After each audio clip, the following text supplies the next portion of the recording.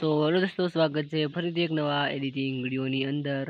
તો જે રાકેશ બારોટનું નવું સોંગ આવ્યું છે, વરસાદના છાંટા આયા, તે સોંગનું આપણે પોસ્ટર એડિટિંગ કરીશું। ફોટાઓ, ટાઇટલ, સોંગ બધું પીએનજી કરીને રાખી લીધું છે। બસ વિડીયો શરૂ કરીએ તે પહેલાં ચેનલ પર નવા હોય તો ચેનલને સબસ્ક્રાઈબ કરી લેજો। વિડીયો સારું લાગે વિડીયોને એક લાઇક કરી લેજો। ચલો આપણે વિડીયો કરીએ શરૂ। સૌ પહેલાં તો અહીંયાથી તમારે એક બેકગ્રાઉન્ડ લેવાનું રહેશે જે વરસાદનું હોવું જોઈએ, અને આપણે તેને અહીંયાથી પેન ઝૂમ પર ક્લિક કરી અને પૂર્ણ સ્ક્રીન આપી દઈએ। અને હવે આને એક બ્લર આપી દેવાનું। પછી જે તમે રાકેશ બારોટના પીએનજી ફોટા કર્યા હોય તે અહીંયાથી તમારે લેયર પર ક્લિક કરી અને મીડિયા પર ક્લિક કરવાનું છે।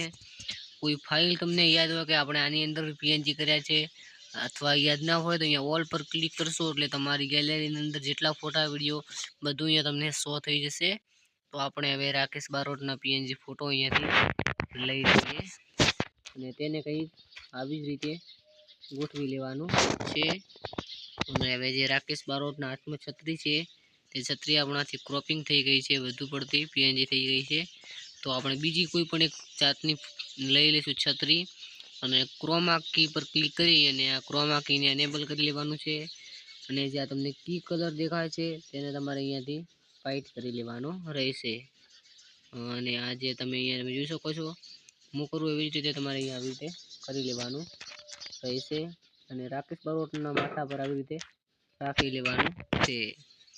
હવે જે તમે સોંગનું ટાઇટલ છે પીએનજી કર્યું હોય તે, તો આપણે વરસાદના છાંટા આયા બેસ્ટ સોંગ છે, સારેગામા યુટ્યુબ ચેનલની અંદર આવી ગયું છે।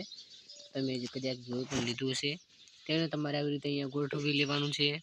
અને હવે આપણે જે રાકેશ બારોટ સાથે બીજા એક્ટર છે રાકેશ બારોટ પણ બીજો ફોટો છે તેને આપણે અહીંયાથી લઈ અને અહીંયા આવી રીતે ફૂલ કરી લેવાનું છે।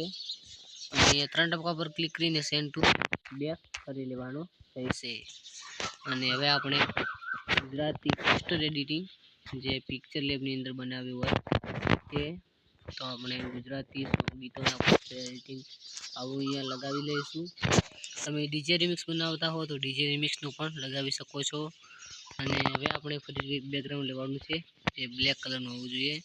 તો આપણે તેને ક્રોપિંગ કરવા માટે કંઈક શેડા જેવું રાખવા માટે આવી રીતે કરવાનું છે અને તમારે આને પૂર્ણ સ્ક્રીન આપી દેવાનું છે અને સેન્ડ ટુ બેક કરી દેવાનું છે કંઈક આવી જ રીતે। હવે સિંગરનું નામ લખવું હોય તો અહીંયાથી તમે લખી શકો છો। તો આપણે લખી લઈએ સિંગર રાકેશ બારોટ છે તો સિંગર અને આવી રીતે રાકેશ બારોટ તેવી રીતે અહીંયા ઓકે આપી દેવાનું છે અને ગોઠવી દેવાનું છે। પોસ્ટર બનીને તૈયાર થઈ ગયું છે। પોસ્ટર કેવું લાગ્યું છે કમેન્ટની અંદર બતાવજો। ચેનલ પર નવા છો ચેનલને સબસ્ક્રાઈબ કરી લેજો। મળશું એક નવા એડિટિંગ વિડીયોની અંદર।